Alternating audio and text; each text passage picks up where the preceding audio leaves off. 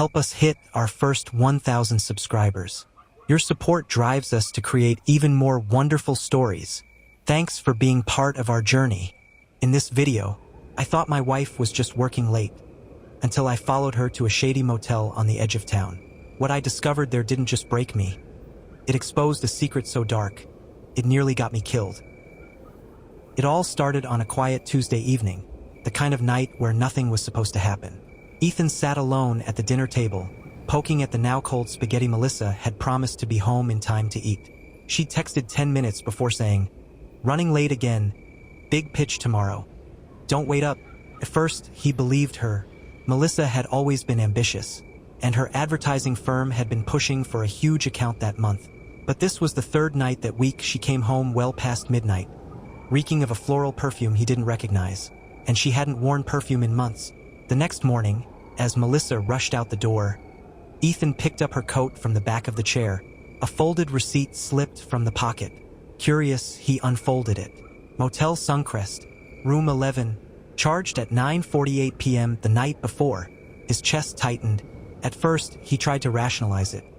Maybe a company retreat, maybe she met a client and needed privacy for a strategy session. But the more he tried to make sense of it, the more it felt like the lies were stacking too neatly. He Googled the motel. 2 stars, $45 per night. Not exactly where a top-tier marketing agency meets with clients. That evening, Melissa came home with a grin and a box of takeout, kissing Ethan's cheek like nothing had happened. But the food tasted like cardboard, and her smile suddenly looked like a mask. As she showered, Ethan checked her purse. No motel key, no other receipt, but he did find a lipstick, dark red, a shade she never wore. It wasn't proof, but it was enough.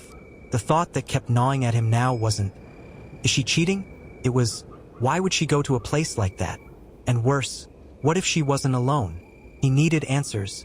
Not tomorrow, not next week. The next time she claimed to be working late, Ethan would be ready, and nothing could prepare him for what he was about to uncover. You don't want to miss what Ethan does next. What he finds will change everything. Let's keep going with the story. Coming up in the next chapter. 2 days later, Ethan stood outside Motel Suncrest in the fading orange of a Friday evening sky, his heart pounding as if it wanted out of his chest. Melissa had once again said she would be late. Team drinks after work. Don't wait up. But this time, Ethan didn't sit at home replaying lies in his head. He sat in his car, parked across the street from the motel, with his phone ready to record and his knuckles white around the steering wheel. He had no solid plan, only raw instinct and months of growing suspicion that could no longer be silenced. At 9:12 p.m., Melissa's silver SUV turned the corner and pulled into the parking lot, like it had done it 100 times. Ethan ducked low in his seat, his breath caught when she stepped out. Hair tied back, red coat, no makeup, but still unmistakably her. She looked around nervously, clutching her purse close. Then a man stepped out of the shadows. He was tall, maybe early 30s, with slicked back hair and a leather jacket that looked too clean to be honest. They didn't kiss. They didn't even smile. Melissa just nodded, and they both headed toward room 11. Ethan's stomach dropped. He wanted to storm out, to scream her name across the parking lot. But something held him back. Instead, he waited. Minutes crawled by. 10, then 20. His hands trembled as he zoomed in with his phone camera, trying to steady the shot of the closed motel door. Then, something strange happened. The man came out, alone. He lit a cigarette, checked his phone, and walked down the lot, disappearing behind the building. Melissa never followed. She was still in the room. Ethan's mind raced. Was this a deal? A bribe? A threat? He didn't know, but he wasn't going to sit in the car anymore. He got out, crossed the lot, and crept up to the window of room 11. The blinds were half shut, but he saw movement. Melissa pacing back and forth, biting her nails, checking her phone. He leaned in closer, his pulse thudding louder than the street noise. And then, she pulled out a small black box from her purse and opened it. Inside, what he saw made his blood run cold. But he wasn't ready to confront her. Not yet. Not without knowing exactly what he was walking into. Stick with this story, because what's in that box is the first clue to a truth that will leave you speechless. More coming up in the next chapter. Ethan's hands were shaking as he crouched by the motel window, watching Melissa cradle the small black box in her lap like it was something sacred. Her lips moved, whispering something he couldn't hear. Her eyes glued to the contents inside.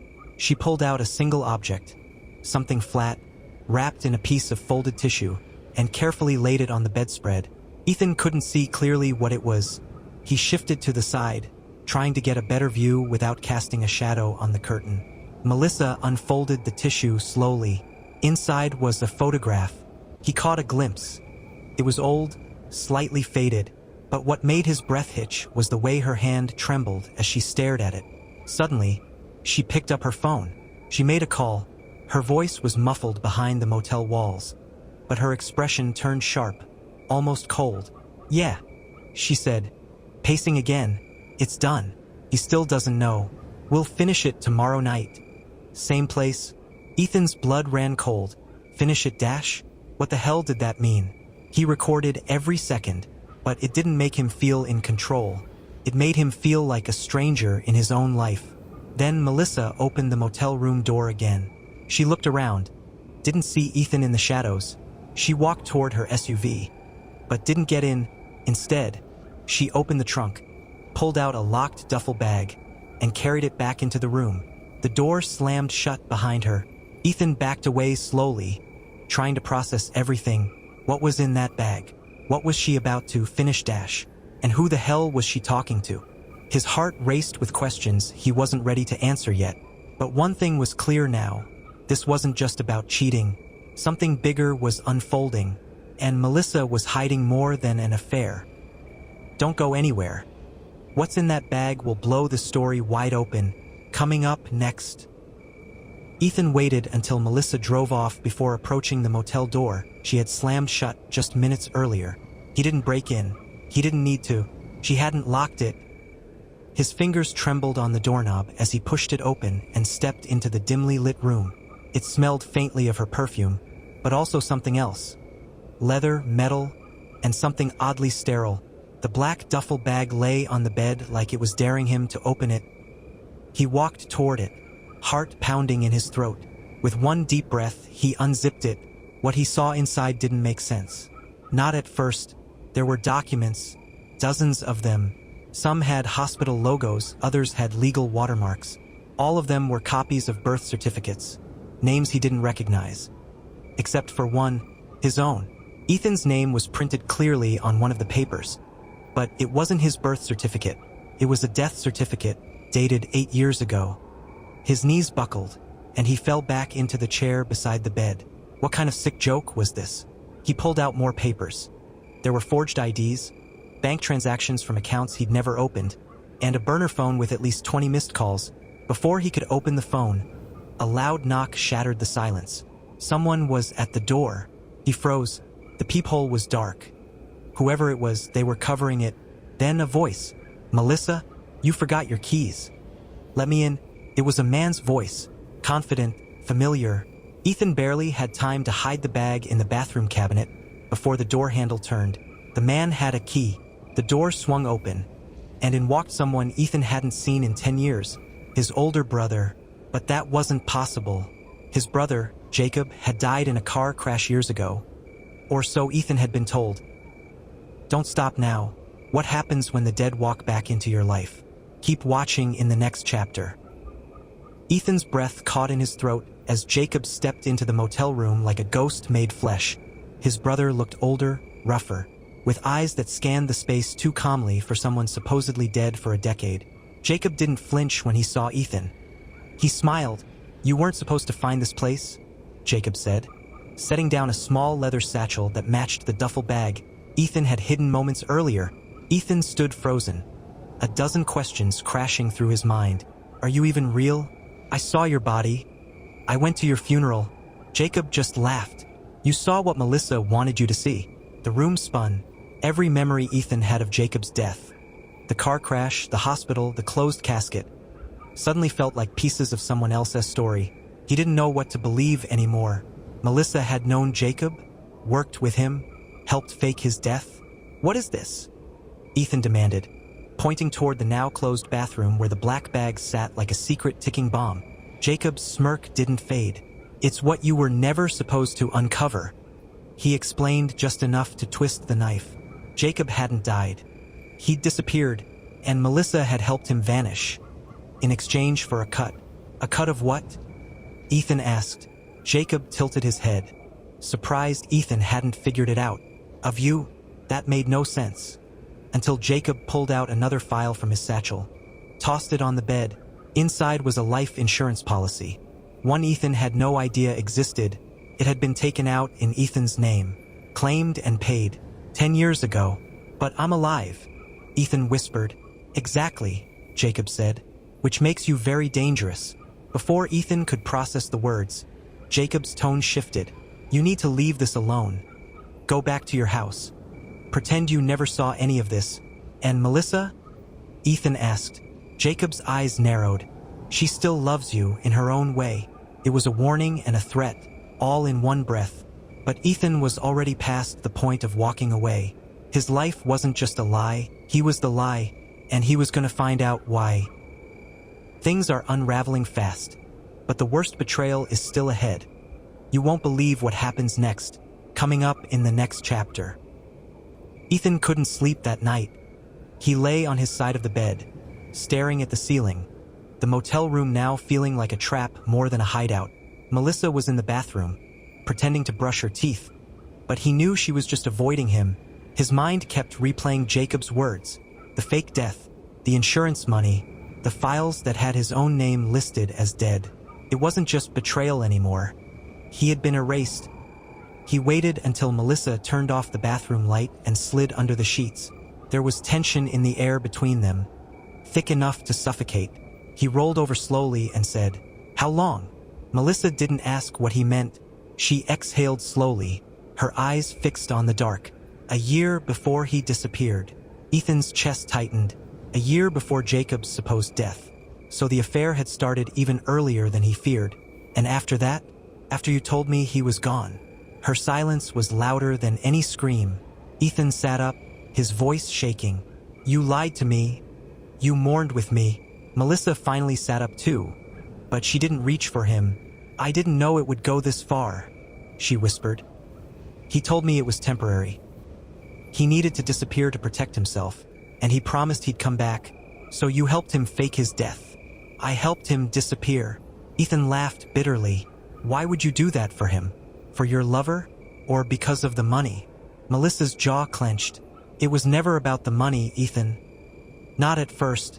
That "not at first" echoed in his head like a gunshot. She reached toward the nightstand and pulled out a small old flip phone. She handed it to him without a word.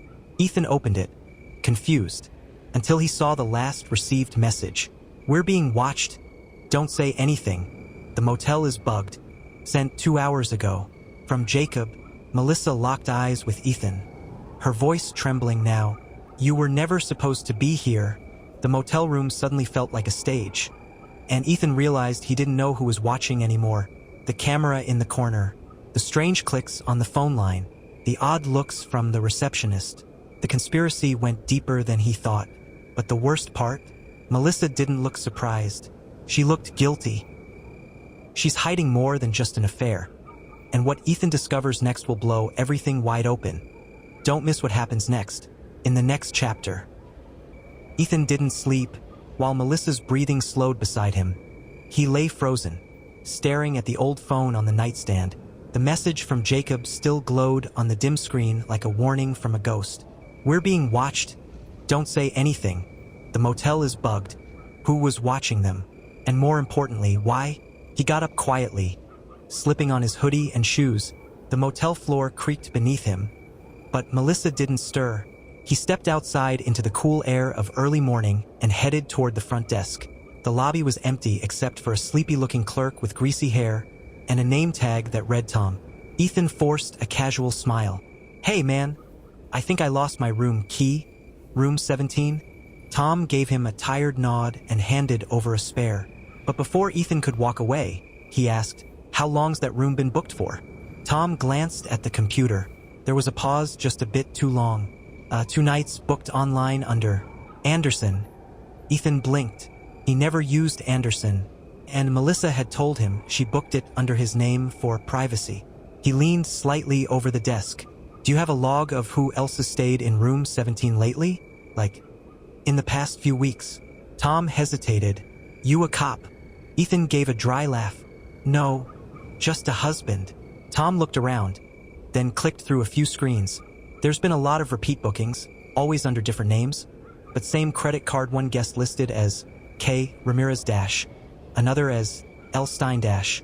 One is just X. Weirdest part? They all stayed for one night, never more. Ethan's throat went dry. He recognized none of those names, but something about that last one, X, chilled him to the bone. Tom turned the screen to show him, under special requests, several entries repeated the same note. Please disable room camera. There was a camera, a hidden one. He looked up instinctively. The old smoke detector in room 17 had been blinking red. He hadn't thought much of it. Now he knew why. Ethan swallowed hard. How long has this been going on? He asked. Tom shrugged. -6, maybe 8 months? We've had weird traffic in and out of that room for a while. Ethan left the lobby, his pulse racing. The motel wasn't just a place Melissa had used to cheat. It was a hub for something bigger, something dangerous, and she'd brought him there. Knowing it all, he re-entered room 17 slowly, his eyes darting around. Melissa was gone, just like that. The bed was empty, the bathroom door open, the suitcase she brought gone. All that remained was a note on the pillow, just 3 words. Forgive me, Ethan. But Ethan didn't feel forgiveness. He felt set up, and the worst part, he still had no idea what the endgame was. Something deeper was unraveling, and in the next chapter, Ethan finds out who else has been dragged into this web, and it's someone he never expected. What happens next will change everything. Ethan stood frozen by the motel bed, Melissa's note still trembling in his hand. His instincts screamed that this was more than betrayal. It was manipulation, it was danger. And maybe, just maybe, it was only beginning. He checked his phone. Still no new messages from Jacob. Still nothing from Melissa. As he scrolled through his recent calls, a car engine roared outside. He peeked through the blinds. A red Dodge Charger pulled into the lot, parking 2 spots from room 17. The woman who stepped out wasn't Melissa, but she looked eerily familiar.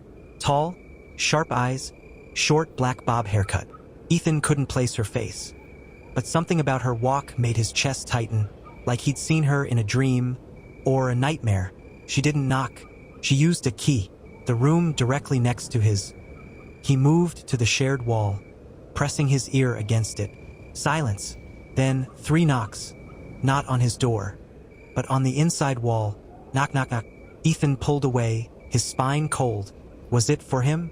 He opened his motel door and stepped out, pretending to light a cigarette he didn't have. The woman stepped out too, just seconds later, and she looked directly at him. You're Ethan, right? She asked casually, like they'd been set up for a blind date. He didn't answer. Her voice was low, but steady. I need to talk to you. It's about Melissa. Ethan followed her to a small concrete bench at the edge of the parking lot. She didn't sit, neither did he. I'm not here to hurt you, she said. My name is Renee. I work for a private security firm. We've been tracking this operation for over a year. Operation? Ethan asked, heart thudding. Renee nodded. That room you stayed in, room 17, was used as a drop site, hidden camera, hidden mic, even a hidden compartment under the floor. Ethan swallowed. Melissa knew. Renee looked him dead in the eye. She didn't just know. She helped set it up. Ethan felt the air leave his lungs. She was working with them? Not exactly, Renee said. At first, she was a pawn. But she's been playing both sides for months now. For what? He demanded. Money? Not just money, Renee said. Leverage. They used your marriage as a cover for something bigger, and now you're a loose end. From her jacket, Renee pulled out a small flash drive. This has everything, but once you see it, you won't be able to walk away. Ethan stared at it, trembling. What's on it? He asked. She hesitated. Proof about Melissa, and someone else you thought you could trust. Before he could respond, the sound of tires screeching cut through the air. Another car pulled into the lot. Ethan turned, recognizing it immediately. It was Jacob's, but what Ethan didn't expect was who stepped out of the passenger seat. Melissa, and she was crying, holding a gun. "Ethan," she called out, "please, don't believe anything she says." And right there, everything Ethan thought he knew was ripped in half. And now, Ethan has a choice to make: trust the woman with answers, or the wife with a weapon. Things are about to explode. Literally, don't miss what happens next. Melissa stood there, her hand shaking around the grip of the gun. Mascara streaked down her cheeks like war paint. Behind her, Jacob slammed the car door and looked just as rattled. Confused, even, but Melissa's eyes never left Ethan. Renee didn't flinch. She raised her hands slightly, showing she had no weapon, at least not one in sight. "Ethan," Melissa choked out, stepping closer. "She's lying to you. She's not who she says she is. She showed me a flash drive." Ethan said quietly, "Said you set me up? That drive's fake." Melissa snapped. She planted everything. But Renee shook her head. "Do you really think your wife came here with a gun because she wants to talk?" "Melissa, put it down," Jacob muttered, stepping forward. "Shut up," she screamed at him. "You were supposed to stay in the car." The silence that followed was thicker than cement. Ethan's breathing was shallow. He didn't know who to trust anymore. His wife, the woman he married, who now stood before him like a stranger, or the stranger who knew too much about his life to be innocent. "Why'd you come here?" Ethan finally asked Melissa. She blinked. "To fix it," she whispered. "To tell you everything." "Then drop the gun," he said. She hesitated, and in that flicker of doubt, Renee moved fast. With one smooth motion, she kicked the gun from Melissa's hand and shoved her to the ground. Ethan staggered back as the weapon skidded across the pavement. Jacob rushed to Melissa's side, screaming, "What the hell are you doing?" "I should ask you that," Renee barked. "You were the inside man the whole time, weren't you?" Ethan froze. "Inside man?" Jacob's face went pale. "You told me you'd protect her," he whispered. "You said she'd be safe." Renee cocked her head. She was never the target. He was. Ethan's mind was spinning. "Wait," he said. "What the hell are you talking about?" Melissa pulled herself to her feet, tears spilling freely now. "I never meant for it to go this far," she said. "They used me, Ethan. But I swear, I was trying to get out." Ethan turned to Renee. "Who's they?" Renee stared at him for a long moment, then handed him the flash drive again. "Play this," she said, "and then decide who deserves your trust." As Ethan took the drive, the distant wail of sirens echoed in the background. Someone had called the cops.